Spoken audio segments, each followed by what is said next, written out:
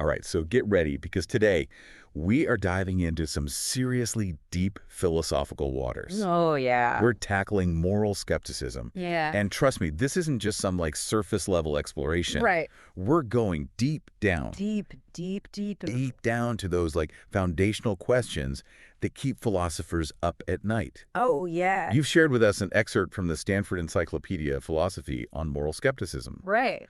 So let's unpack what makes this such a compelling and often unsettling area of thought, especially for someone with your background in philosophy. You've hit the nail on the head. Unsettling is a great way to describe it. You know, it's not about becoming a moral monster or rejecting all sense of right and wrong.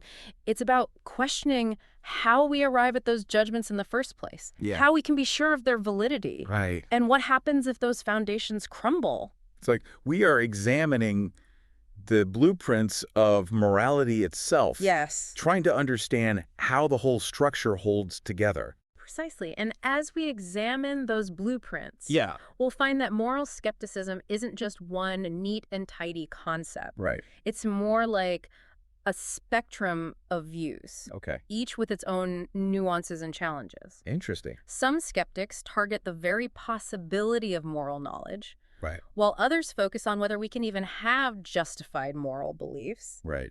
And then there are those who go even further, Whoa. questioning whether moral claims can be objectively true at all. So it's not just about like whether stealing a cookie is wrong. Right. It's about whether there's even a meaningful way to say something is wrong, objectively speaking. Absolutely. That's a pretty like fundamental challenge. Absolutely. Take the classic example of slavery. Okay. Most people would vehemently agree that slavery is wrong. Right. But a moral skeptic might ask, how do we know that with absolute certainty? Is that judgment based on something inherent to the act itself, or is it rooted in our emotions, social conditioning, or cultural norms? It seems like that kind of opens up a whole can of worms there. It does. If we can't be sure of even something as seemingly obvious as the wrongness of slavery, Right. what does that mean for other moral judgments? That's the crux of it.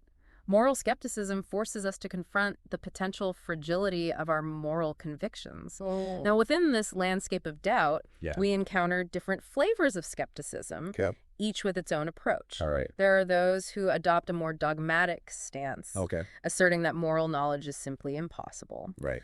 Then there are the Pyrrhonian skeptics, masters of suspending judgment, who refrain from making any definitive claims about the existence or non-existence of moral truth. Okay, so we've got the skeptics who plant their flag firmly in the camp of no moral knowledge. Yes. And those who are content to kind of hover in a perpetual state of, we can't know for sure. Right. It sounds like a pretty lively philosophical debate waiting to happen. Definitely. And for a philosopher like yourself, Yeah. engaging with these diverse skeptical perspectives is crucial. Yeah, I can see that. After all, if we can't be certain of any moral knowledge, what happens to concepts like moral responsibility, justice, and the pursuit of a good life? Yeah.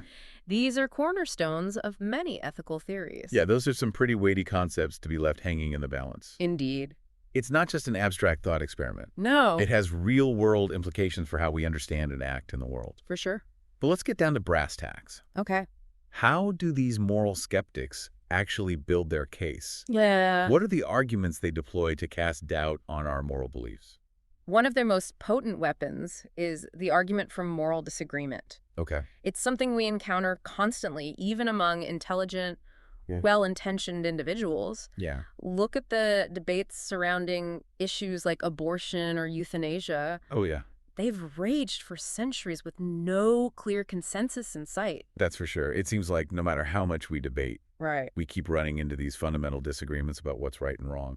Exactly. And this persistent discord, even under seemingly ideal conditions for reasoned discussion, is what fuels the skeptics' fire. Okay. They argue that if there were objective moral truths, wouldn't we expect to see more convergence in people's beliefs, at least among those who are genuinely striving for moral understanding? It's a compelling point if morality were like math. Right.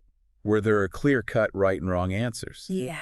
Wouldn't we expect to see more agreement, especially among those well-versed in the subject? Precisely, the skeptics use this persistent disagreement as evidence that perhaps morality is more subjective and culturally influenced than we'd like to believe. Yeah. Of course, there are counterarguments to this. Right. Some philosophers argue that even if we disagree on specifics, we might all be tapping into some shared underlying moral principles. Right. But the skeptic's point is that identifying and justifying those shared principles is much harder than it seems. So the lack of, like, a universal moral consensus is one arrow in the skeptic's quiver. What other arguments do they use to, like, poke holes in our moral certainty? Well, they also raise the issue of moral explanations. Okay. Can we make sense of the world, particularly human behavior, without invoking moral language at all? Okay.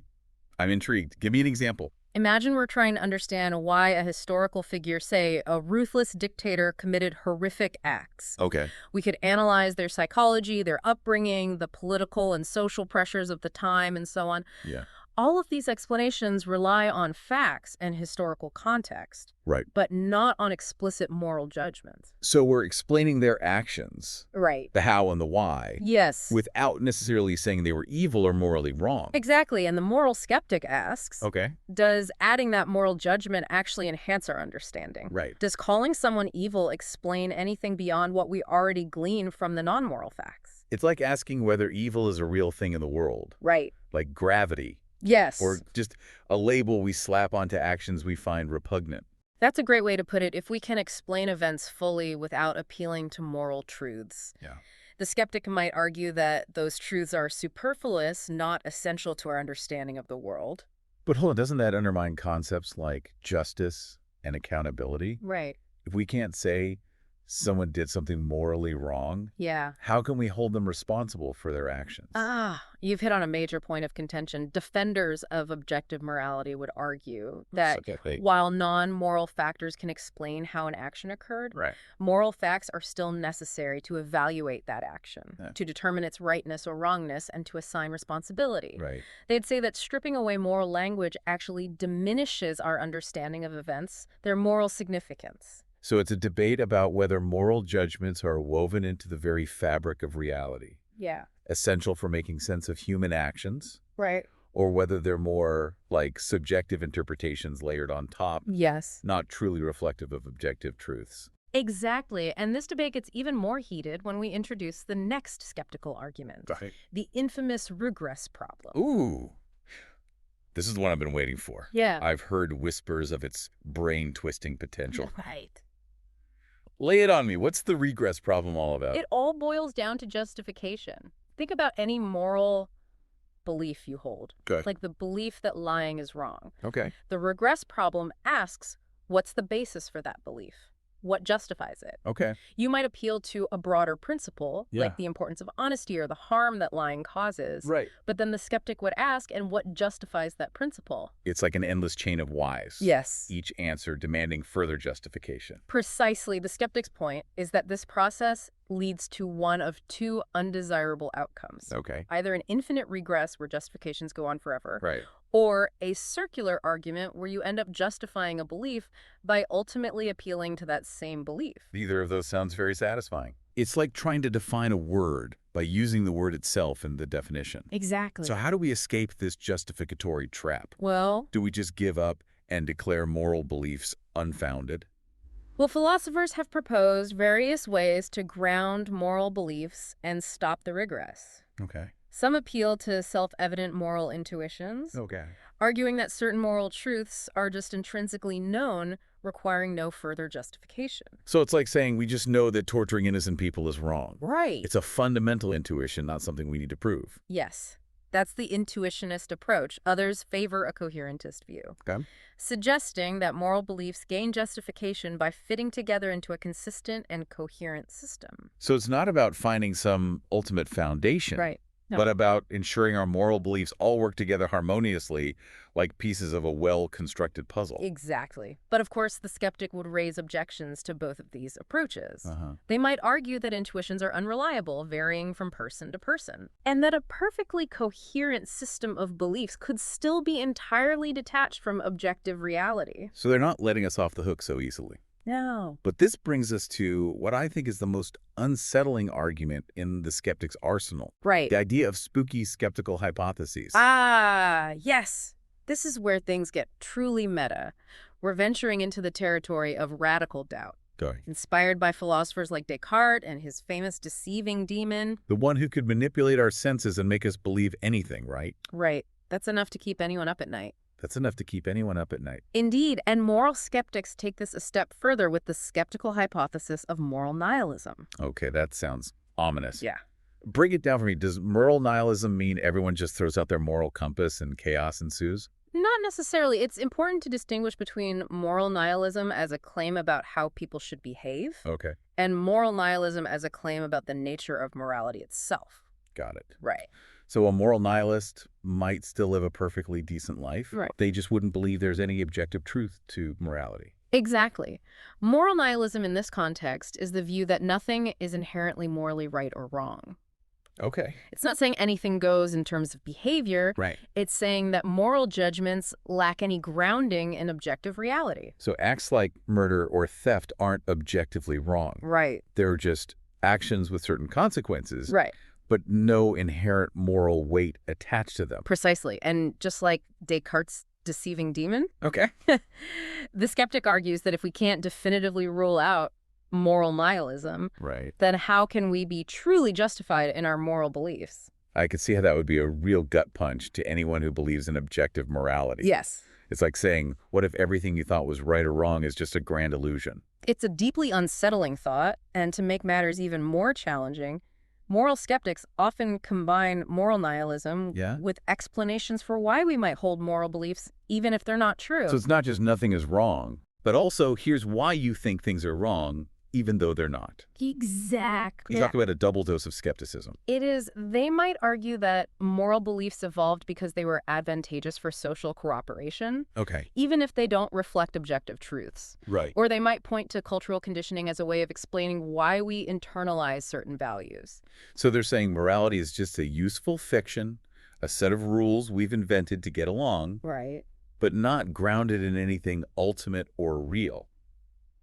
That's a tough pill to swallow. It is, and of course you might be thinking, but surely some things are just obviously wrong. Exactly. Like torturing babies for fun, how can anyone deny that? My intuition screams, no way, that's just wrong, full stop. And that's a natural response. But the moral skeptic would use this very example to highlight their point. Oh. They'd ask, even if you feel strongly that it's wrong, can you provide a justification that doesn't rely on some pre-existing moral belief that a nihilist would reject? So they're pushing us to justify our most fundamental moral convictions. To demonstrate their validity without taking any moral assumptions for granted. That's a tall order. It is indeed. This deep dive into moral skepticism is forcing us to confront the potential limitations of our moral reasoning. Right. And to grapple with the possibility that our most cherished moral beliefs might be more fragile than we realized. So we've been bombarded with this barrage of skeptical arguments. Right. Each one chipping away at our sense of moral certainty. Yes. It's enough to make anyone question the very foundations of their ethical framework. Yeah. Is there any way to salvage our moral beliefs from this onslaught of doubt? Well, it's not necessarily a case of complete moral collapse. Okay. Remember, moral skepticism is about rigorously examining our beliefs. Right. Not about dictating what we should or shouldn't believe. It's a catalyst for deeper reflection, not a prescription for nihilism. That's a good point. It's about asking tough questions. Right. Not necessarily providing definitive answers. Yeah. Are there any life rafts in this sea of skepticism? Any ways to navigate these treacherous waters without completely abandoning our moral compass? There are, and one approach that might resonate with a philosopher like yourself is Pyrrhonian moral skepticism. Okay.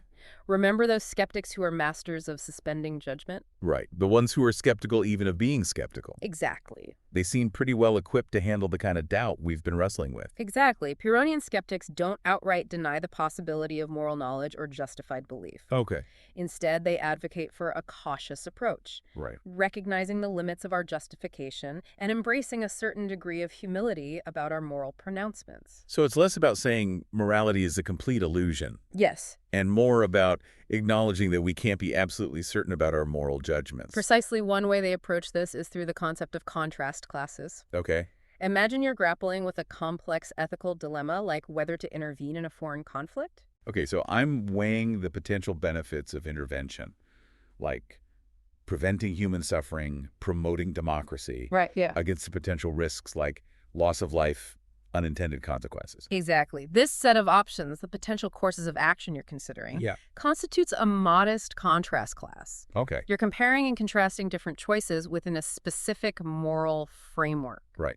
I'm trying to figure out the least bad or most good option within a set of limited possibilities, even if there's no perfectly clear answer. Now imagine you expand that contrast class to include moral nihilism. Okay. The view that nothing is inherently right or wrong. Right. Suddenly the question isn't just about which action is best, but whether any of these actions have any inherent moral weight at all. Whoa, that shifts the whole landscape. It does. It's like the ground rules of the game have completely changed. Exactly. Pyrrhonian moral skeptics might argue that within a modest contrast class, we can have reasons to favor one action over another. Right. Even if we can't achieve absolute certainty. Okay. But when we introduce that extreme contrast class, the level of justification becomes much more tenuous. So it's like saying yes, intervening to prevent genocides seems like the right thing to do. Right.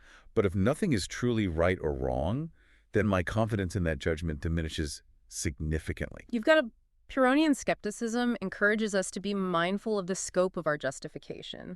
To recognize that our moral beliefs might hold up well within a limited framework, but become less certain when we consider more radical alternatives. That's a nuanced and insightful approach. Right. It's not about collapsing into moral relativism or nihilism, right, but about cultivating a healthy skepticism towards our own moral pronouncements. Exactly. It's about recognizing that while we can and should strive for moral understanding, we should also be aware of the potential for error, for bias, for limitations in our knowledge. This has been an incredibly thought-provoking deep dive. Good. It's challenged me to re-examine my own moral beliefs and to appreciate the depth and complexity of these philosophical debates. It is fascinating stuff. It is. And it's always relevant. It never goes away. So for all of our listeners out there, whether you find yourself siding with the skeptics or defending the possibility of moral knowledge, I hope this exploration has sparked some critical reflection. It's reminded us that the quest for moral understanding is an ongoing journey, not a destination.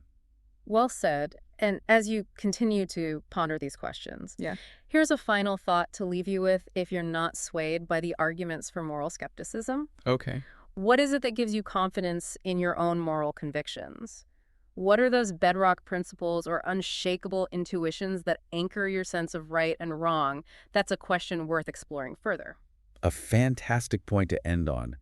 Keep those philosophical wheels turning, everyone, and until next time, happy deep diving.